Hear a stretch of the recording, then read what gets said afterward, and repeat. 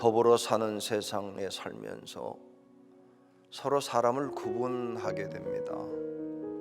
때로는 피부색으로 흑인과 백인으로 구분하기도 하고, 명확한 구분이 아님에도 불구하고 동양 사람, 서양 사람이라고 말하기도 합니다.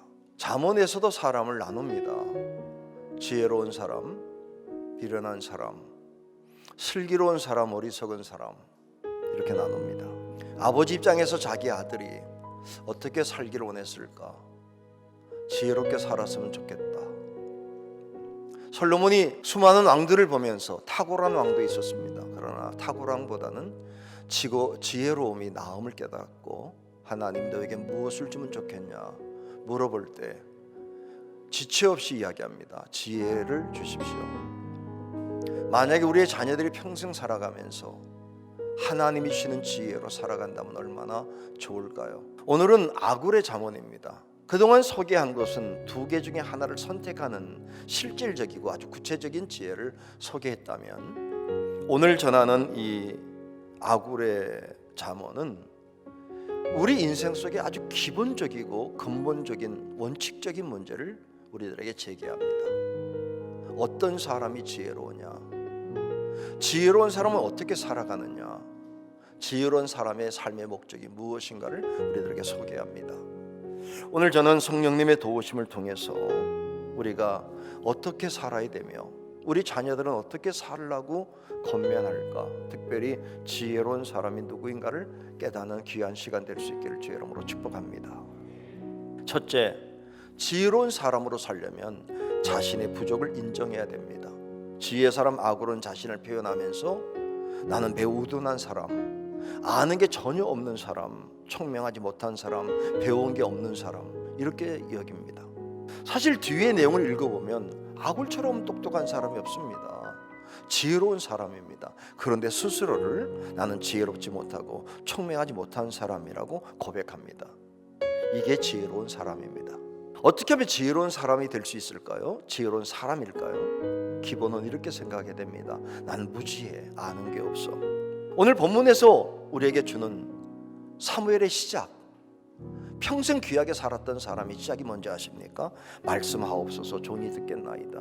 들을 귀부터 시작하라는 겁니다. 평생 우리가 이렇게 살면 얼마나 좋을까요? 나는 들을 게 많아, 들어야 돼, 배워야 돼.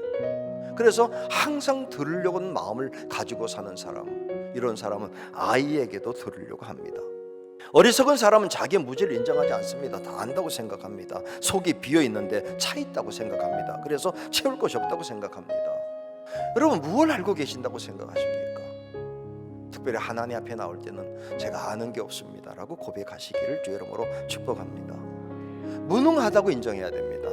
하나님의 사람들의 공통적 특징, 나는 할 게 없습니다, 할 수 없습니다, 아무것도 없습니다, 능력도 없습니다, 하나님 없이는 하루도 살 수 없습니다. 여러분, 이제는 하나님이 필요 없을 만큼 실력이 있습니까? 하나님 없이도 살 수 있습니까?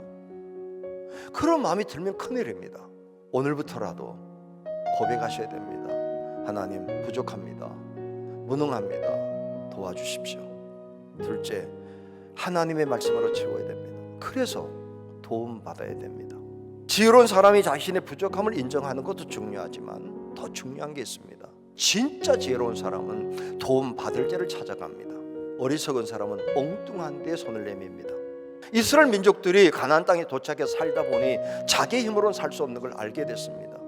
광야에서 지나오는 동안에는 만나와 메추라기, 샘솟는 물을 받는데 가나안 땅에 돌아와서는 농사를 짓게 될 때 농사에 대한 것을 알지 못했습니다. 그래서 부족한 걸 알았습니다. 그래서 그들은 바알을 찾아갑니다. 아세라를 찾아갑니다.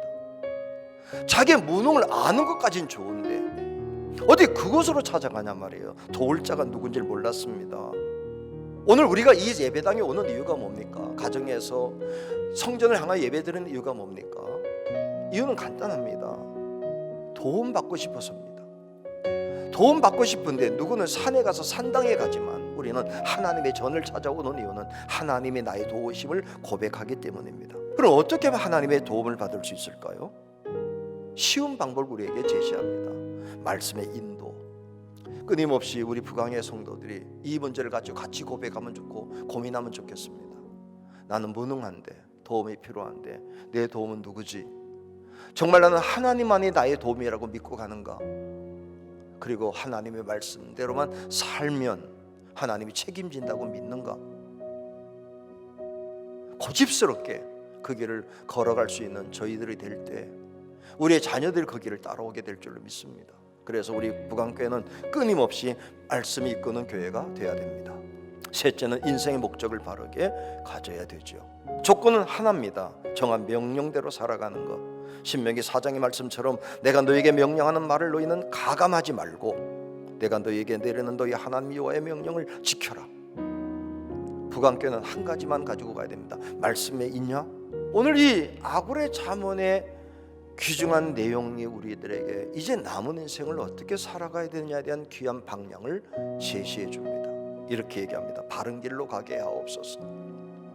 이제 내 남은 인생은 하나님 다른 게 아니라 바른 길로 가게 하옵소서. 이런 게 이루어지고 이런 게 이루어지고 이런 업적을 이루게 해달라고 기도하는 게 아니라 내 길이 빗나가지만 않게 해주십시오.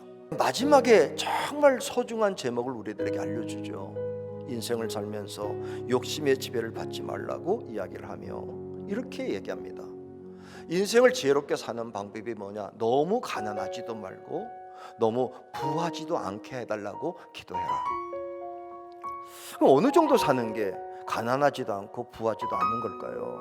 만약에 너무 가난해서 나도 모르게 도둑질을 하게 돼서 하나님 영광을 가릴 정도로 살지 않게 해달라고 기도해라.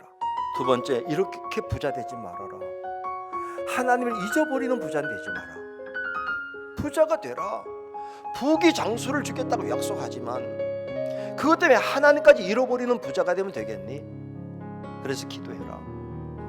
한 번 사는 인생, 죄를 짓고 죄를 쌓아가는 인생이 아니라 죄를 털어놓는 인생 살다가 욕심을 버리고 하나님이 주신 은혜만 가지고도 나누고 살아도 충분한 삶, 그게 저와 여러분의 삶이 될 수 있기를 주의 이름으로 축복합니다. 그리고 내 자녀들이 그런 모습을 보다가 사는 건 저런 것이구나, 더 갑절로 그런 모습을 살아가는 우리의 자녀들이 될 수 있기를 주의 이름으로 축복합니다.